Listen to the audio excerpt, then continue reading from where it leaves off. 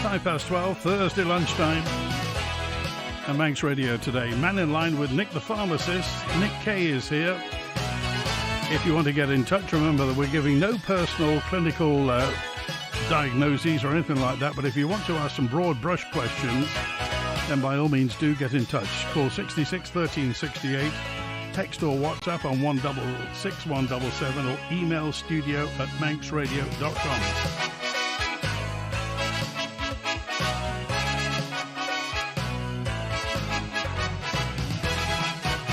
Pastor Mike, good afternoon, Nick. Good afternoon, Andy. Thanks for having me back on. No, good to see you again. I want to dive into travel stuff because there was that problem. It was in Cape Verde, wasn't it? Cape Verde in North Africa, when all sorts of people were getting all sorts of problems. So I think it's worth looking at what to do when you are going abroad. Yes. And obviously everybody looks on the bright side and thinks they won't get the old Vindaloo 2-step or what have you when they're... But I mean, people can die with some of this. Yeah, no, absolutely right, Andy. I mean, I think that whole thing when you're travelling is actually really important, and actually to be well prepared and have some good advice and maybe some medicine supply with you. I mean, I think for those types of things you're talking about, severe dehydration is a real problem. Our advice would always be, check with a healthcare professional where you're going. You may need certain vaccinations. There may be anti-malarial tablets that are needed. Pharmacies are a great place for advice with that. I know that we do travel vaccines and all that kind of stuff, which is really important because you want to keep yourself safe while you're there. And then again, if you get into that situation, just think about if diarrhea and things abroad, keep yourself well hydrated, bottled water, out of cans, less of the tap water. But actually having a chat to one of your pharmacists or one of the pharmacy teams about things to take with you. When I travel, I tend to take some basic painkillers, things for antidiarrheals, some antihistamines. Always worthwhile having a bit of kit with you because supply in different places is challenging, right? And so, vaccines have to be taken. You can't take them the day before, can you? No, you can't. And actually vaccines is really important actually in this space. There are some standard vaccines that we would recommend, but again things normally take between some things you can take a couple of days before, but some things take up to a month to kind of work. So always worthwhile checking, but not checking too far in advance because things can change. So a couple of months out is always worthwhile. Okay, so obviously most countries that they're outside Europe, the Far East or Africa or what have you. Yeah. Malaria, yellow fever, is that right? And dengue fever, is that still around? Yeah, no, all of that type of stuff is there, and we get updates on Zika virus and all sorts of different things that come through. So community pharmacies that offer this advice and other healthcare professionals, we use a system called NAFTAC, which links into the Department of the Foreign Office in the UK. There's alerts and warnings that are given, World Health Organization updates. So that's why I say these things can change. They can be fluid, and actually checking a couple of months out before is probably about right. And that getting that sense check of what you might need is really important. We have had people that have decided to change their travel plans because of outbreaks. So, right. It is important to be really well informed, Andy. So is it the old standby? Don't eat the salad, don't have ice cubes in your drink, that sort of thing? Yeah, I mean, and it very much depends on where you're going. We see in our business, we see people that are sort of, travelling on cruise ships and going to certain places. The risk is obviously much less. Where you stay, type of accommodation is obviously affects the sort of advice you would give. But like you would say, things that are bottled water, canned drinks, those sorts of things are really important as you go through, because a lot of these things are waterborne viruses or bacteria, and that's where lots of the problems can come from. But having the vaccinations in place will obviously protect you, but that good and general health is really important. And also going somewhere hot, hydration, being careful with alcohol intake, all that kind of stuff's really important. And talking about going somewhere that's hot, of course we live in the Northern Hemisphere. We do. So we're desperate for some sunshine. We are. And lots of it, we've all seen them. We've all seen the Brits who look like a boiled lobster. Yeah. That can be dangerous, can't it? Too much sun can be bad for you. Yeah, completely, absolutely. And actually, this is another thing that we're finding. The risk of prolonged sun exposure and the risk of sort of cancer. Again, we've got on site a system now which scans moles. So we can scan a mole on site. We can send that to a consultant dermatologist, and you get a report within a couple of hours. And in fact, one of our team members said, "I've had this mole for ages. Can you take a quick look at it for us?" We did the stuff, and then 5 days later, it was cut out because it was precancerous. So, we all are busy. All these things are there. But like you say, Andy, that being aware of that sun, putting on the sunscreen, being mindful of the UVA, UVB is really important, as well as hydrating. Okay. Emerging diseases and monitored diseases, because certain diseases are monitored. Yeah. But I mean, have there been has it stuff emerged recently? Yeah. So again, this is where some of the stuff in sort of Brazil, Zika virus, that type of stuff is things that are monitored. And also, really importantly, when you're in the travel, some things you'll need a certificate to enter a country. So, for example, yellow fever is something whereby you have to be, if the country that you're going into, although there aren't that many, may actually require you to have a certificate to prove that you've had the yellow fever vaccine. Or if you've been transiting through a country which has yellow fever in it, then again, you might be asked to have a yellow fever vaccine. The thing about yellow fever vaccines is that they're not available sort of everywhere, and they do have some other risks. So you have to go to a yellow vaccine centre for that. But it is one of the things that, yeah, you're right, you get emerging and then certificated things to prove you've had the vaccines before you can actually enter the country. Okay, so bluntly then, you've got you can see your GP or a travel clinic, but pharmacies can do this sort of thing. Yeah, completely. So yeah, I mean, lots of pharmacies on the island do it, but the service that we offer, you come in, we give you an assessment, we go through that latest advice, we make sure the vaccines are up to date. We ask people to bring their vaccine history with them. We don't want them to have vaccines and things that they don't need, and then if appropriate, we'll administer the vaccines on site. So all of that stuff is really important. Okay, let's get to the lines, and Howard's first with us now on Mannin. Howard, hi, you're live with Nick the pharmacist. Hi, Andy. Hello, Nick. Hi, Howard. Just something that's happening more and more, seemingly, on the island. Pharmacies. When Lloyd's disappeared, there was a lot of empty shops for a while. Then Clear Pharmacy came in and filled quite a lot of the void.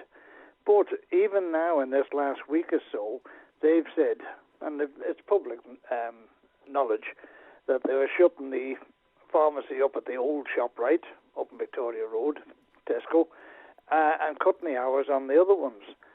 Now, I know you have a good eye on the ball, but how is this going to affect the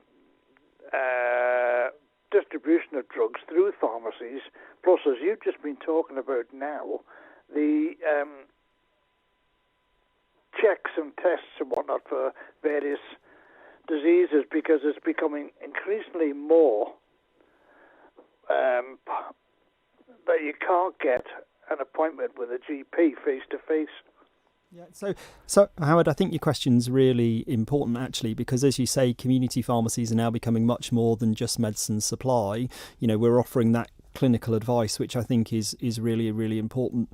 I think what we're seeing on the Isle of Man with the announcement of the pharmacy closing, I would say still sitting as the immediate past chair of the National Pharmacy Association and still on the board of directors of the NPA. I'm fortunate enough or unfortunate enough to see what community pharmacy contracts look across all four nations.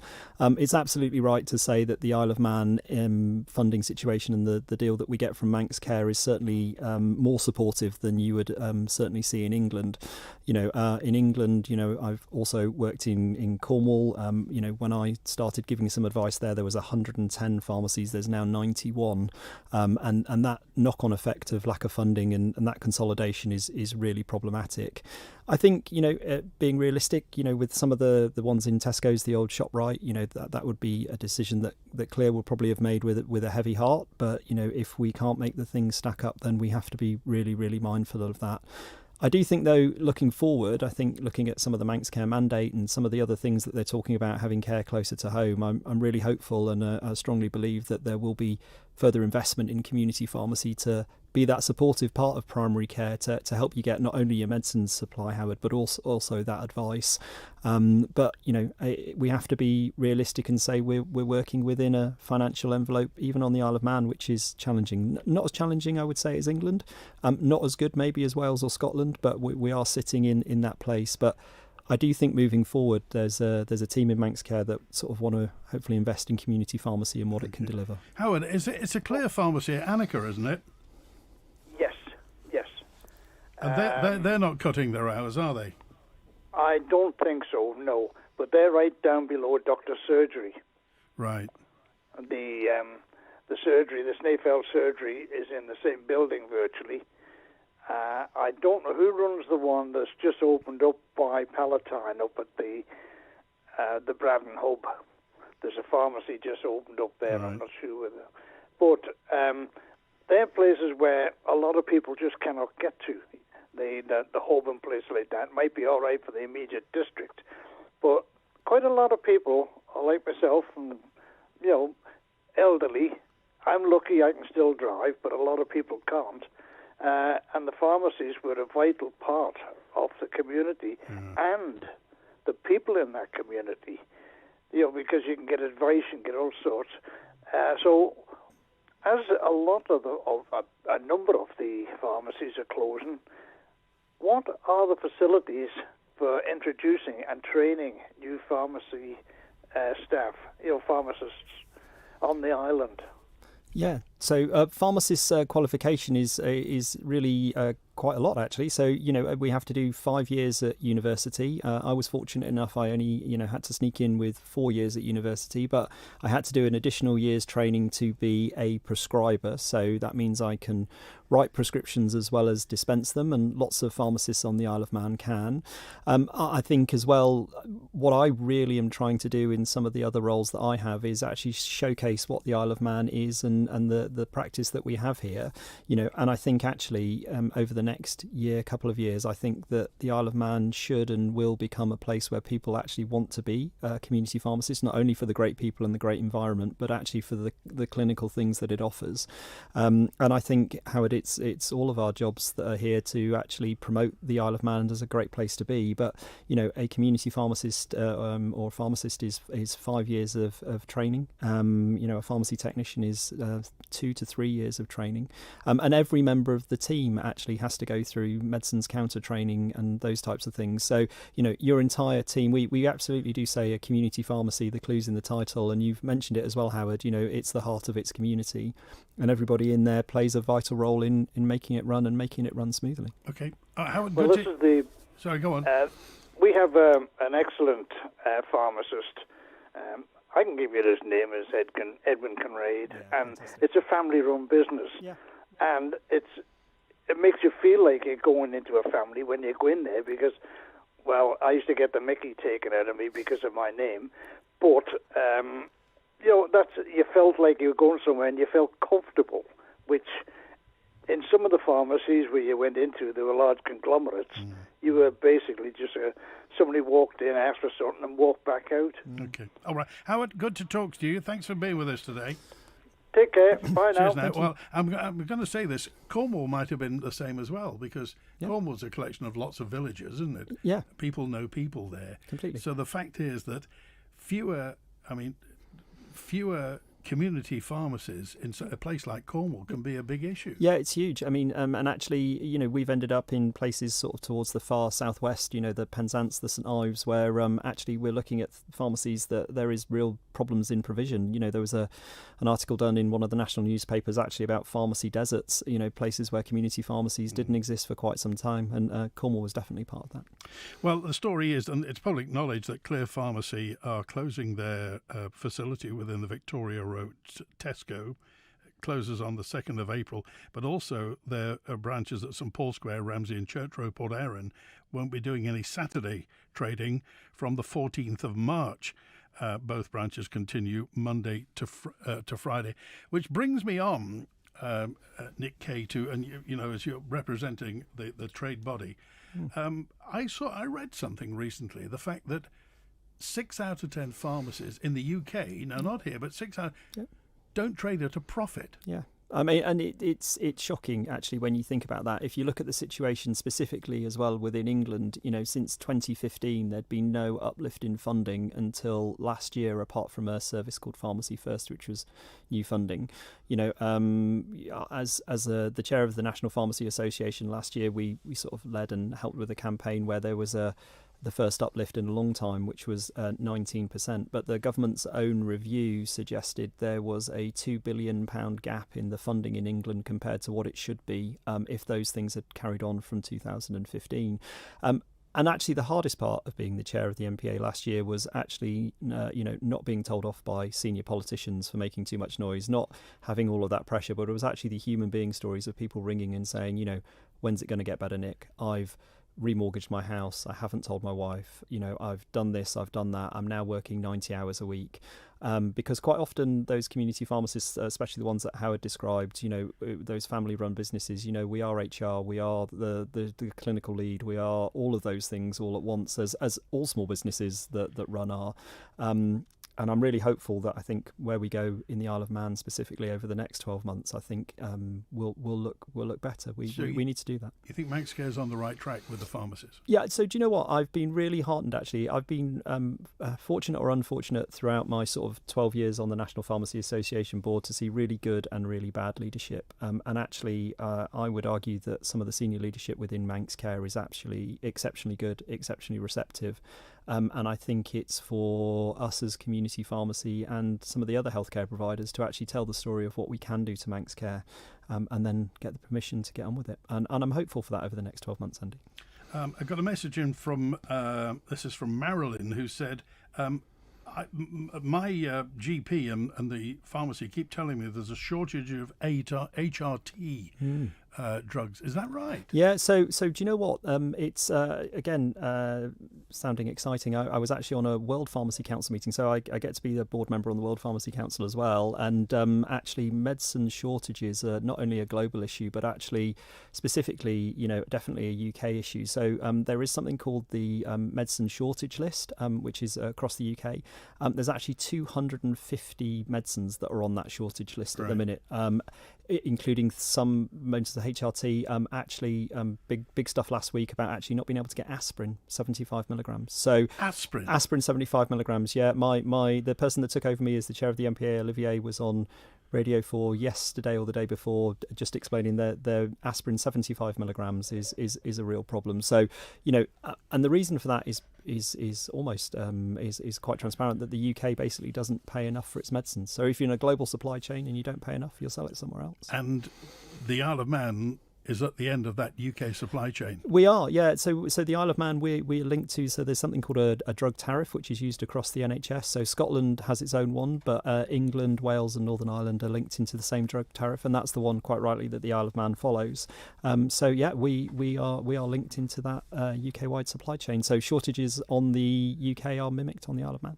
Okay, here's a message in from Peter, who said, regarding travel, you're talking about travel, what about dehydration on long-haul flights and obviously the risk of DVTs? Yeah, no, so that is really key. So, I think with flight socks are really important to make sure that you've got that in. Quite often on long-haul flights, you'll be told to wiggle your big toe. If you do that now, and everyone hopefully will start doing the wiggling the big toe, you can feel your calf muscle contracting. The reason that, you get a DVT is because the blood doesn't go back up and we're sat for a long period of time. DVT is deep vein thrombosis. Yeah, so blood clot within the leg, which causes swelling. Doesn't actually cause too much problems other than it hurts like billy-o within the leg. But the problem is that clot can whiz off and then stop things that are important, like your brain and your heart, and we don't want that, Andy.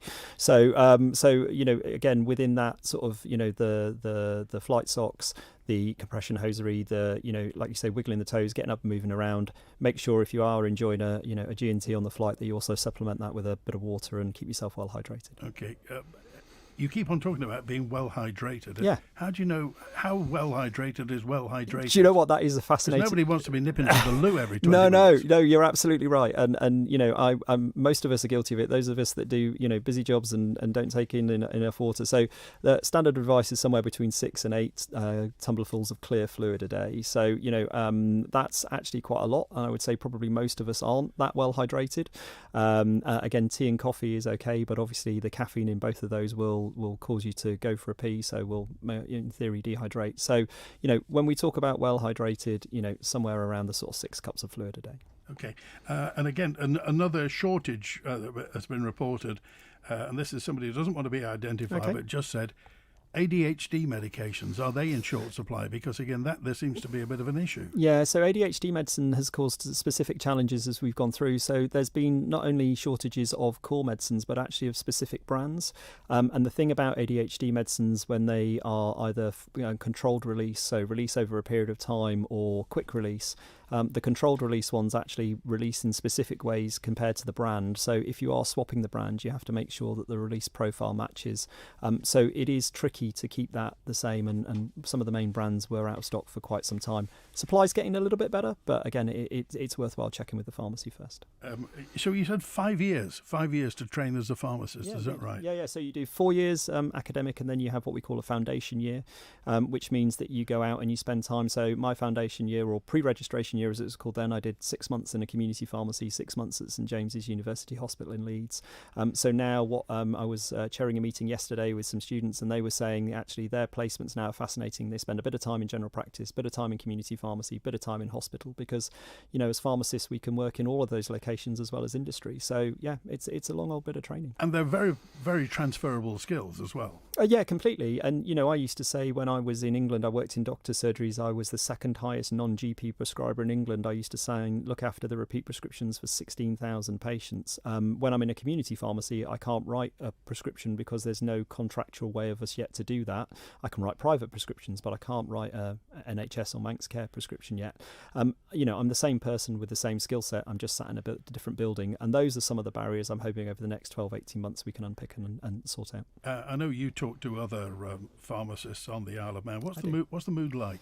So the mood at the minute is, I think, is mixed. I think we are ready to embrace a new challenge of delivery of more service. I think people are focused on that. But again, within that, we want to make sure that our core contract, core functions are well supported. And I would say again that definitely Manx Care do that in a much better way than maybe NHS England do. But I think the view is we're up for the challenge. We're up to deliver more. Invest in us, and we can help you deliver the goals that you need. Okay, yes, actually, Charles dropped a note in to say, yes, it was Inside Health on Radio 4 reported that nationwide shortage of low-dose aspirin, 75 milligrams. Yeah. And again, he's just asking, just reiterate, would you? It'll benefit from restating. How has it come about? Yeah, so... And is the Isle of Man affected? Yeah, so I think, the Isle of Man, we're good on the Isle of Man with stock for a lot of the times. We understand that we get things delivered by boat, and that we understand that boats sometimes don't run. So stock holding in pharmacies on the Isle of Man is definitely higher than it would be, say, in England, who much more rely on just-in-case supply chain. So most people will probably still have some 75 milligram aspirin. But yes, it's based on the fact that as the UK we just don't pay enough for our medicines. So if you're a global manufacturer and you can sell to Germany, France, Italy, who all pay more than us, then why sell to the UK? I mean, when I started in pharmacy, in 1998, I think we were the third best payer in Europe. I think we're now about the 15th best payer. Is that politics or the civil service? So what it is the NHS trying to drive down the way in which pharmacy contracts are done. So the pharmacy contracts, as pharmacists, were allowed to make a little bit of what we call purchase profit. That's within the NHS contract. And the idea behind that is you've got, 10,000 pharmacies in England, 27 pharmacies on the Isle of Man, all trying to buy at the best rate. Ultimately, if we're all trying to buy at the best rate, overall that pushes the price down and pushes the price down. It's worked really well for government, but has now pushed us probably too low. I mean, there's no way that you can buy a pack of tablets, if you see the technology that's in there, and then them be worth about 25p on the NHS. It doesn't stack up. Nick Kaye is here with us on Mannin Line through till 1. You want to go some calls to get to in just a few moments' time, and lots of questions. If you want to get in touch, WhatsApp or message 166 177, email studio@manxradio.com, or call 66 13 68. We'll get to this in a moment. We've got a message here that said, Nick's used the weight jab. What's happened? Manx Solar Electrical offer wise solar and heating solutions for home and business. We're the Isle of Man's trusted experts in solar panels, Tesla battery storage and energy-efficient heat pumps, helping you power your home sustainably and save money. Call 66 5800 or visit manxsolarelectrical.com. Come to Manx Solar Electrical. Our island's energy reimagined. When you want the best. Charity of the Week, brought to you by Kell Properties. Manx Endometriosis Support Group was set up by Karen and Sharon, who both live with endometriosis. We aim to raise awareness and education for patients, families, friends, frontline staff and medical professionals to reduce diagnosis delays and improve treatment pathways, ideally in a dedicated specialist centre. Contact Manx Endometriosis Support Group via our Facebook page for support and information. This advert is brought to you by Kell Properties. Offering a high-quality education from years 3 to 13, Benbridge Academy provides an alternative choice for students and families. Our online curriculum gives you the opportunity to take control of your child's education with a pathway that meets their individual needs. Small class sizes and excellent pastoral care allow our students the freedom to thrive. For information or to book a free trial, call 873 139 or download our prospectus at benbridgeacademy.co.uk. Embrace the future with Benbridge Academy. 4 unbeaten and keen to get more points on the board, FC Isle of Man face their latest challenge in the NWCFL Premier Division back at the Bowl this weekend. The latest to make the trip to Manx Shores to face the Ravens will be Atherton Laburnum Rovers, a team which is on a flying run of form with 8 consecutive victories. Join me, Rob Pritchard, for FC Isle of Man versus Atherton Laburnum Rovers, kicking off at 6 p.m. this Saturday. Manx Radio will be bringing you full live match commentary on our DAB and AM 1368 channels. The Mannin Line with Andy Wint. And Nick Kaye is here from Kingsley Muti. Just a quick word, a couple of what's on. St John's Farmers Market's on at the Church Hall in St John's till 3 with fresh local produce. And just a quick word about the airport. Gardening and landscape maintenance works are taking place over the next 3 weeks. The main airport car park, long stay car park, primarily within the standard and premium parking zones. Some areas may be temporarily closed while works are carried out. You may be unable to park in your usual space. Contractors will be on site to assist where necessary. A listener has asked, Nick Kaye, whether it's illegal to take painkillers or other medications with you when you travel to the Middle East or anywhere else? Yeah, so that's a really great question, and I think highlighting the Middle East is a really good point. So it actually depends on where you're going.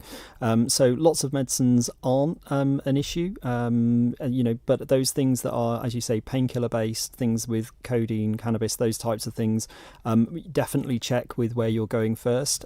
Some of there will be restrictions there. Quite often, pharmacists or GPs, we write a letter to say, this is a prescribed medicine, this is a person under my care. But we, within our clinic, and other people do as well, we would just check with the Home Office and see what the advice is for that specific country, advise you country by country. But the Middle East can be problematic. Yeah. Tramadol? Yeah, tramadol is classed as a controlled drug. Then would probably cause you problems in some Middle East countries. So tramadol, codeine, morphine, oxycodone, buprenorphine, all that kind of stuff. Talking of shortages, Mary called just to say, will the ongoing conflict in the Gulf lead to shortages of painkillers, do you think? Yeah, so a lot of our medicine supply chain isn't actually made within the Gulf, so I think we'll be okay with that. Lots of European and slightly further afield medicines. There are medicines that are made now, actually, which is really interesting. If you supply a medicine to the UK, which includes obviously, within the Isle of Man, those factories have to be now approved to what we call the MRHA, Medicines Health Regulatory Authority standards. So, tablets may be made, say, in India or in Europe, but they have to be assessed by the MRHA to be compliant. If you're looking on the webcam, you can tell Nick Kaye is the shadow of what he used to be. You've been on the weight loss jabs for how long? Yeah, so I started my weight loss journey in January 25. Yeah. Okay, and we're all friends here. Yeah, we are. What were you when you started? Yeah, so on New Year's Day 2025, I was 18 stone 7 with a size 46-inch waist. And now? I'm so my weigh-in day, I was looked after by my our lovely nurse at Kingsley Mel. On Saturday, I was 13.10 and with a 34-inch waist. Why did you do it, Nick? So, do you know what? That's a question that I get asked quite a lot, Andy, actually. And having been a prescriber of this medicine... Because you liked eating. Do you know what? I love it. And do you know what? I still like eating, which is really interesting. So, I was prescribing these medicines for over 4 years, and I had to get to the point where I was ready to do it myself. I was 50 in November, and I have 5 children, and my youngest daughter is 4. And actually, being not able to run around the play park, actually, without, genuinely getting stuck on the kid slides as you're going down, getting on the EasyJet flight and needing an extender, I thought this is probably my time. I'm always really, really mindful when people come to see us about weight loss that actually it's a really hard thing to come in and actually say, I need some help. And I think it's, the way in which your clinical team help you in that journey is really important. For me personally, I've battled with my weight probably since I was 12, at 15 years old, 15 stone. And then I started mountain biking. Then I got a job, and then I started to play water polo, lost some weight. And, I've put weight on as I've gone through. So, it primarily health reasons, and I try and visualise it. I've lost more than a suitcase allowance for EasyJet if you were to travel across. So, you think about that suitcase as you drag it up. You think about the pressure on my knees, my back, my heart, my lungs. It's been a fascinating journey, actually, Andy. Well, we're not recommending it, but the thing is that it is available, and it's something. Of course, the drug's been around for ages. So I find it. I get a bit geeky about these things. I say to people in the consultations that I have, these medicines were first founded in 1976, only the year after I was born, so 50 years this year. Looking at things like anglerfish and Komodo dragons, and going, how do they not scavenge food, and why do they not eat? Found out these hormones called gitins working on GLP receptors. Doesn't matter what the hormone's called. Doesn't matter what the receptor's called.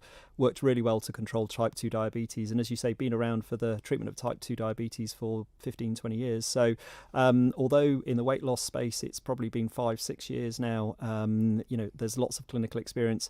One of the fascinating statistics I learnt the other day was that 7% of the UK population have either been on or are on these medicines, whereas only 3% of the UK population is vegan.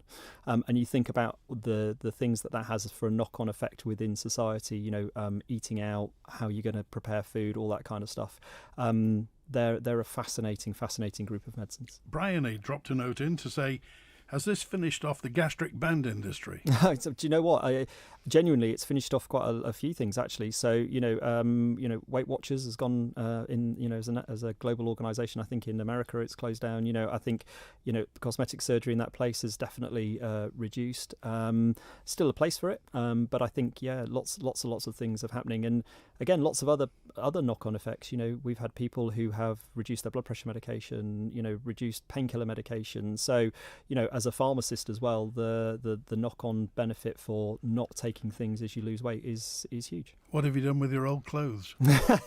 What have I done with my old clothes? So do you know what? That's a really interesting question, because you get to the point where emotionally you need to let go of them and go, do you know what? I'm not going back to that place. But that has only happened to me in the last month or so, to be honest. So a load of stuff to the charity shop. And you had some very trendy stuff. Andy, thank you so much for that. Yeah, absolutely. How can a pharmacist, what can you ask the pharmacist, Nick, to recommend for build-up of wax in the ears? You must get this quite a bit. So wax again is really interesting, actually. So there's there is actually stuff that we do now. We do in the pharmacy. There's a couple of pharmacies on the island that do it, and other services. So we actually now can look in your ears. We have a camera system that we use, and then we can actually do a hearing test. We can do advanced otoscopy, and if needed, we can actually remove the wax, which is one of my favourite jobs. I love removing the wax. It's great. It's really satisfying, Andy. Does wax in the ear lead to anything? Is it just a minor irritation? So do you know what? It's really interesting, because what the otoscope's doing is also helping with other clinical diagnosis. So the wax in the ear can be, particularly problematic. Hearing, that kind of stuff. We can sometimes get people with feeling off balance, a real discomfort within the ear. So it does have some real benefit when it comes out. But actually, the thing about using this sort of advanced camera is it also goes, actually, you haven't got wax. We've got a little bit of this. Maybe an infection. I actually. And if we don't know what the answer is, we can actually send that across to an audiologist that has a look at it. So I had one I wasn't sure of the other day. Turned out to be sort of a fungal infection within the ear, which was, really nice to be able to then reassure the person that actually there's no wax, but this is it. This is the treatment, and this is where we go. So, adding in the earwax stuff, the mole screening stuff, community pharmacies really are moving into a really different clinical space. Cherry said, my daughter has mentioned pharmacy before she's on the way to go into university, not this year I think, but the next year.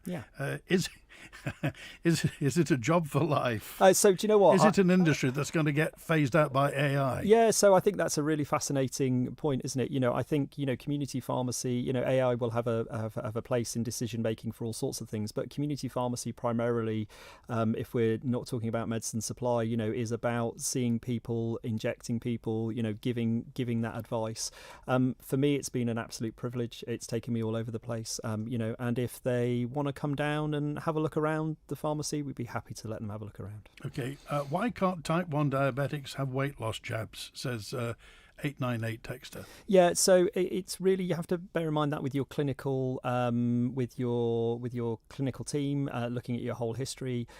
Quite often it's around pushing down blood sugars in certain ways. I have seen specialists actually use this type of medicine in type 1 diabetics, but it's really, really well controlled. It's certainly not licensed. So it's due to the fact that actually the messing around with the blood sugars and pushing it down even further. But, not knowing the full clinical picture, chat to the clinical team and go from there. Okay, I'm waiting for a hip replacement. I'm 6 months waiting to see the consultant, and I've been told by the medical secretary it's 4 years. Wow. I'm taking 8 paracetamol a day. Yeah. So I think it's a race between kidney failure and hip collapse. How many paracetamol can you take a day? Yeah, no. So paracetamol is safe. You can take it long term, and actually 8 a day is absolutely fine. And I think there was actually really interestingly, I saw that study, especially for this type of pain, that actually if you take between 5 and 8 a day, but you take them every day, then actually the pain relief is better than if you take them ad hoc. So if we've got long-term chronic pain, actually, oddly with this one, providing it's taken within the right way, no closer than 4 hours, no more than 8 and 24 hours, actually to maintain that dose and avoid things like, ibuprofen, codeine, is probably a much safer option for the long term, but hopefully not 4 years. Okay. Phyllis said, and my pharmacist told me there's a shortage of codeine as well. Cocodamol, is that right? Yeah, completely. Yeah, so cocodamol is now one of the national shortages. So yeah, those things that you would see. So cocodamol 3500. So again, what we're having to do then, and this is where it gets frustrating. So as a pharmacist prescriber, we have to send that back to GP colleagues or the prescribers within GPs to say, can you change this? And what we're having to do at the minute is split it out and say, well, cocodamol is paracetamol and codeine, so you get 1 box of paracetamol, 1 box of codeine. But yeah, cocodamol is on the shortage list. Okay, lots more. The questions are flying in. Oh, there you go. You'll have to get me back again, Andy. Back in a moment with Nick, the pharmacist. For 100 years, Manx Petroleum has been part of island life. From fueling journeys to heating homes and businesses, we've been there, quietly, reliably, locally. A century of keeping the island moving. A century of keeping it warm. A century built on trust. And today, as ever, we're powering everyday life with care, experience, and premium fuels. Manx Petroleum, always here for you. Get your garden ready for spring with Riley's. Seed potatoes to garden machinery. Get down to Cool Road, Braddon for everything you need. And all your pet supplies and birdseed too. Leap into spring with Riley's Garden Centre. One architectural design company has particular expertise in achieving planning approval for a wide variety of projects, from landmark buildings to spectacular homes. Talk to the experts at Ellis Brown and get your project off the ground. For excellence in design, search Ellis Brown. The Isle of Man Creamery, famous for the freshest Manx milk, dairy products, Noah Bakehouse treats and more, has now made ordering deliveries even easier. Simply download the Isle of Man Creamery Doorstep Direct app and you're ready to order. Reschedule deliveries, see your order history and request invoices. Treat your taste buds in a few taps. Get info and add to your order now at isleofmancreamery.com/delivery. Or visit your app store to download the app now. Are you a small charity here on the Isle of Man? Are you looking for volunteers, hoping to raise awareness and chasing those crucial pounds and pennies to support your work? Well, Manx Radio can help. You could be our next 1 to 3 Charity of the Week. With daily on-air coverage, podcast and social media promotion, we can help support you and those you help. Just email the numbers 123@manxradio.com and listen out for the feature each weekday between 1 and 3 p.m. The Charity of the Week, brought to you by Kell Properties. The Mannin Line with Andy Wint. And Nick the pharmacist, this waxing ears things has gone stupid. Has it? Can you de-wax ears without the use of water and oil? Says Karen. Yeah, no. So we can. So what we use in our pharmacy and other providers, I think on the Isle of Man do the same. There are 2 ways in which you can sort of remove wax using suction. So we use microsuction, which is clinically the best way to do it. The older way to do it was to actually put high pressure water in the ear and sort sort of wash it out. That's not normally recommended as much. But because the wax can be quite hard, we would normally recommend using olive oil beforehand, but maybe 4 or 5 days, sometimes a week, because when you actually do them and you actually look at it, you can almost take away the soft layer and then you're left with a harder layer underneath. You don't want to make it uncomfortable. So oil for softening, suction to pull it out, definitely the best way forward. Okay, 2 years ago, this is Texter 223, I got a skin condition on my head, face and arms. Eventually got an appointment only to see the nurse, who said I had rosacea, is it called? Yes, rosacea. Okay, which and prescribed creams. Yeah. After 6 months, no difference. So I asked my doctor, had to make an appointment with a dermatology, still waiting for that. Yeah. I decided to see a private specialist who straight away diagnosed skin cancer. Wow. And started treatment straight away. Yeah. And I'm almost clear now. My advice is don't always take your doctor's word. Seek a private specialist.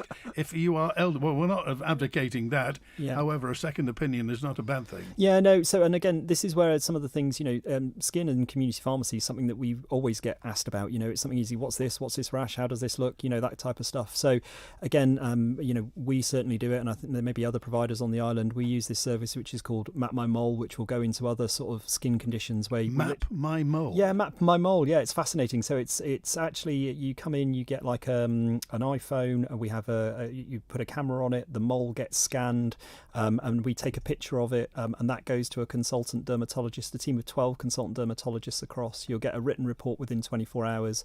I did it on me, and they said I had an irritated nevus. I can't believe I was irritating people, Andy. But again, one of our members of the team, their wife actually did a scan, and it was cancer and had to come out, or precancerous and had to come out. So, this is the type of thing where that differential diagnosis is important. It's important to keep GP colleagues aware of what's going on. So reports go to GP colleagues as well. But, given everybody's capacity is really challenging, then it can certainly help. And again, if we look across some of the stuff we're doing in Cornwall now in community pharmacies, we've got 20 of the 80 that can refer people directly into secondary care if they think there's a cancer symptom. So community pharmacies really are stepping into a different sort of place in this field. Skin cancer, it sounds threatening, it sounds dangerous, and it can be as well. But what's your view of skin cancer? Is it more prevalent nowadays? Yeah, so I think there was definitely a thing now, sort of within the sort of last, I would say, 20 years. Some of the questions you were asking me earlier, Andy, about the lobster body, that kind of stuff. People are more skin aware. They're more aware of having to use sun creams and that kind of stuff. But again, you're right. A malignant melanoma is life threatening. So there are specialist services on the island. Always check with one of your clinicians if you're in any doubt. Don't put it off. I think any clinician would rather go, that's fine, than somebody put something off and it not be the way. Okay, so with let me see here. More questions about the weight loss jab, and somebody's saying my husband my husband is of big boned, shall we say? Yeah, big boned. Yeah, fair enough. What age can somebody? What's the top age for somebody going on weight loss jabs? Yeah, so it is really interesting actually, because as you get a little bit older, there is a thing about not actually losing as much weight, and actually, I know this sounds really bizarre, but actually because bones become more brittle, actually you need a little bit more padding. I think.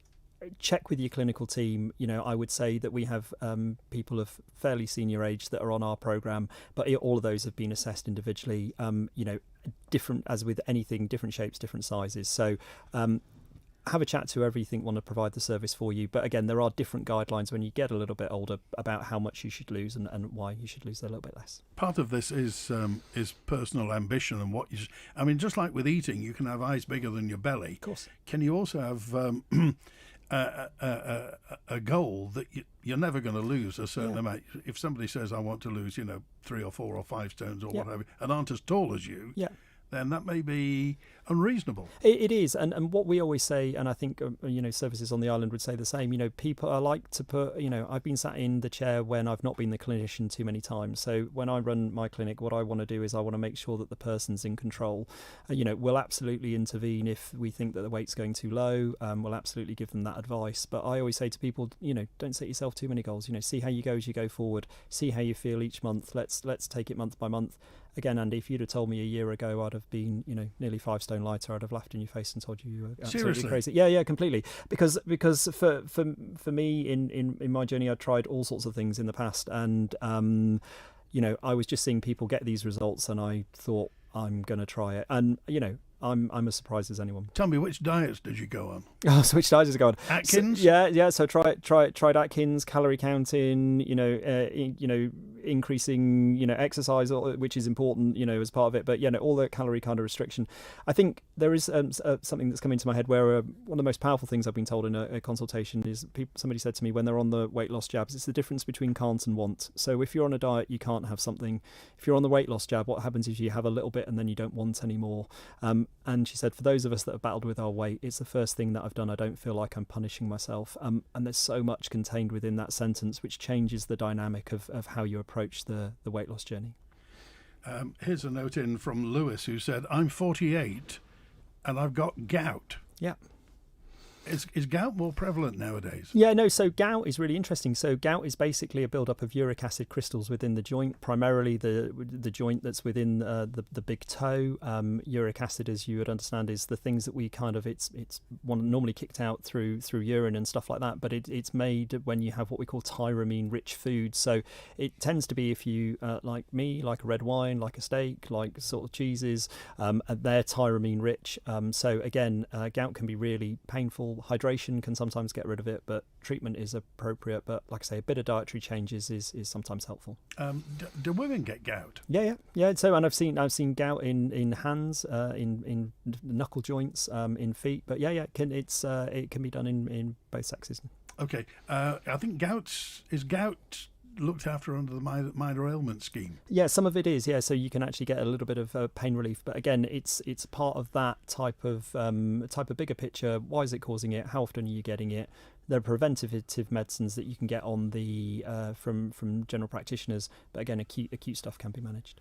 Okay, because the minor ailment scheme, I mean, that's at all the Isle of Man's community pharmacies, isn't it? It is, and again, it's something that's locally commissioned on the Isle of Man, which is really important. And like you say, there's a list, and it's actually more extensive than some of the lists you'll see in other places. So you've got your bacterial conjunctivitis, impetigo, vaginal oral thrush, nappy rash, constipation, as you say, cough, shingles, gout, hay fever, some inflammatory skin disorders, and exercise-related injury.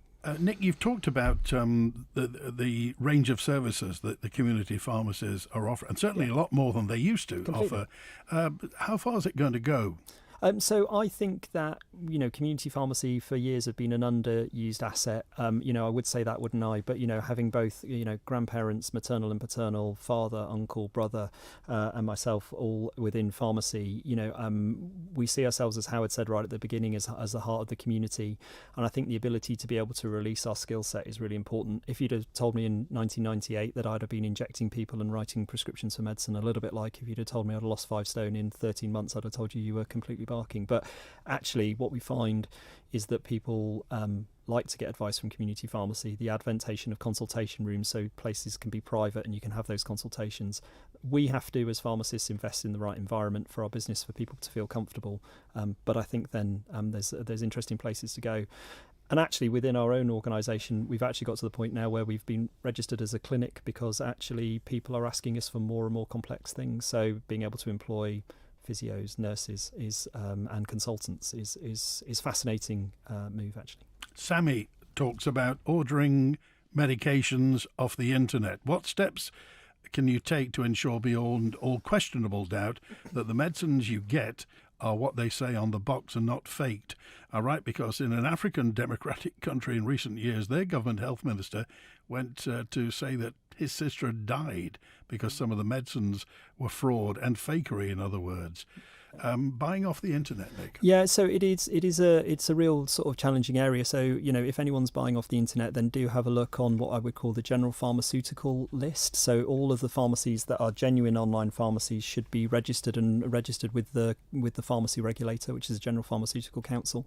Only 2-3 weeks ago, there was a big thing about fake weight loss jabs being manufactured in a site, I think, just outside of Birmingham, and the primary route of distribution of that was through online pharmacies. So again, and they were relatively high quality looking fakes. So buying on the internet will be appropriate for some people. Check on the General Pharmaceutical Society website. So the General Pharmaceutical Council, right? Yeah. Okay, so you need GPHC, to check that. yeah. Because it can often be very tempting at 3:00 in the morning if you're buying something. Yeah, something's 50% of the cost. Yeah, quite often, and I would sort of challenge as well. Especially on the Isle of Man, most community pharmacies do offer stuff that's sort of competitive towards those online prices. So if something's 50% off, often it's too good to be true. It is too good to be true, Andy. Mosquito-borne viruses, and here's a note in from Terry, who just said, what can be done? Is there anything that you can do to stop a mosquito biting you? Yeah, no. So again, within some of those malaria preventions, because obviously that's the most common thing we think of with mosquito-borne viruses. So, it's dusk and dawn is where the mosquito's most active. So we normally say long sleeve clothes, that type of stuff, nets, that type of thing.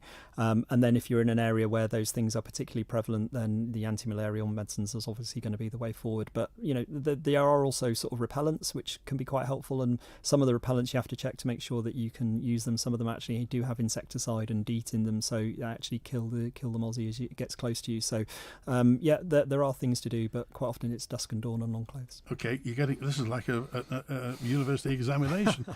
Can you ask Nick about antibiotics? Because I've heard that some viruses are getting resistant.